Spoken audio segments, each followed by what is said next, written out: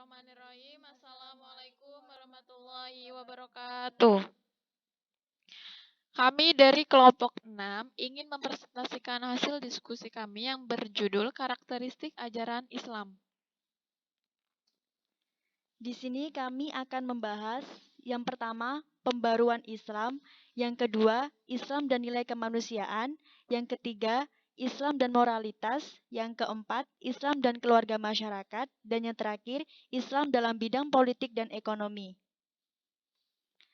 Yang pertama, pembaruan Islam. Pembaruan Islam pada umumnya didasarkan pada landasan normatif dan sekaligus teologis.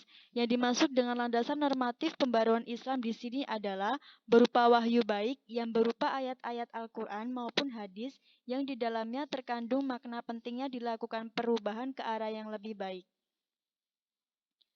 Sedangkan landasan teologis pembaruan dalam Islam terformulasikan ke dalam dua bentuk keyakinan, yaitu yang pertama, universalisme Islam dan misi agama Islam sebagai rahmatan lil alamin atau rahmat bagi seluruh alam semesta.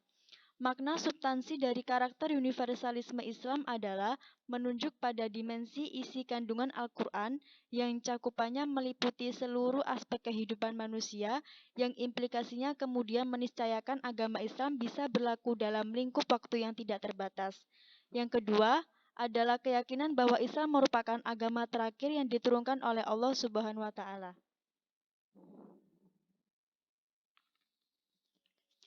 Selanjutnya, tipologi pembaruan dalam Islam dibagi menjadi 3. Yang pertama, fundamentalisme. Yang kedua, modernisme. Yang ketiga, tradisionalisme. Fundamentalisme adalah meyakini keberadaan Al-Quran dan As-Sunnah sebagai dua sumber otoritatif yang mengandung norma-norma politik, ekonomi, sosial, dan kebudayaan untuk menciptakan masyarakat yang baru.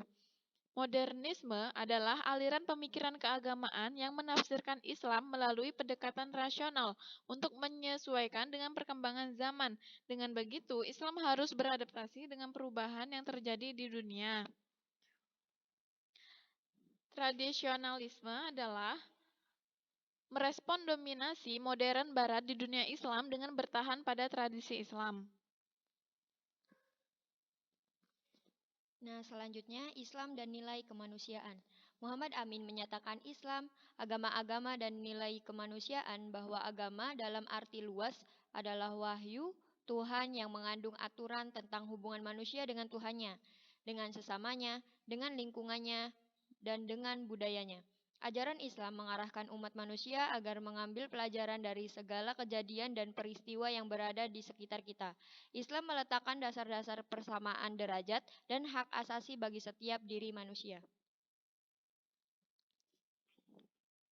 Islam dan moralitas. Dalam Kamus Besar Bahasa Indonesia, moral adalah sebagai ajaran tentang baik buruk yang diterima umum mengenai perbuatan, sikap, dan kewajiban. Dalam perilaku manusia terdapat dua kategori, yaitu baik disebut juga akhlak mahmudah atau terpuji, sedangkan perilaku manusia yang buruk disebut akhlak mazmumah atau tercela. Dan terdapat dua sumber ajaran Islam, yaitu Al-Quran dan As-Sunnah. Islam dan keluarga masyarakat. Keluarga dan masyarakat memiliki peran dalam meningkatkan keimanan dan kecerdasan melalui pendidikan agama Islam. Karena pendidikan adalah usaha sadar dan terencana untuk mewujudkan suasana belajar dan proses pembelajaran agar seorang anak secara aktif mengembangkan potensi dirinya untuk memiliki kekuatan spiritual keagamaan, pengadilan diri, akhlak mulia, serta keterampilan atau karakter yang diperlukan dirinya, masyarakat, dan bangsa. Menurut Haji Jalaluddin, beberapa fungsi agama dalam masyarakat antara lain, yang pertama fungsi penyelamat, yang kedua fungsi perdamaian, yang ketiga fungsi kontrol sosial, dan yang keempat fungsi kreatif. Islam dalam bidang politik dan ekonomi. Hakikat politik ekonomi Islam yaitu sebuah kebijakan hukum yang disusun oleh pemerintah yang berkaitan dengan pembangunan ekonomi, bisa menjamin dan memenuhi kebutuhan masyarakat dan yang berlandasan kepada nilai-nilai syariat sebagai penentu dalam perundang Islam. Manusia harus hidup seimbang antara urusan agama dan akhirat. Dengan jelas, Islam menolak hidup yang sekularistik.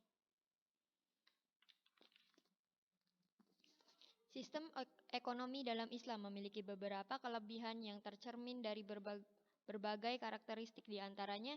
Yang pertama, bersumber dari Tuhan dan agama. Yang kedua, ekonomi Islam mengkolaborasi antara kepentingan pribadi dan kemaslahatan masyarakat dengan seimbang. Dan yang ketiga, ekonomi berkecukupan dan berkeadilan. Di sini dapat kita simpulkan, terdapat banyak macam-macam agama, tetapi dalam agama Islam mempunyai karakteristik tersendiri. Islam mengajarkan banyak hal, seperti nilai-nilai moralitas, bagaimana berperilaku dengan keluarga atau masyarakat. Dan juga dalam Islam terdapat sejarah yang mempunyai 3 periode di dalamnya, yang menjelaskan tingkatan keilmuan yang berbeda-beda di setiap periodenya. Umat Islam memiliki pedoman tersendiri, yaitu dengan Al-Quran dan As-Sunnah, yang umat Islam menerapkan dalam kehidupan sehari-hari. Karena dalam Al-Quran dan As-Sunnah terdapat petunjuk dalam kehidupan manusia. Sekian dari kami, syukron. Wassalamualaikum warahmatullahi wabarakatuh.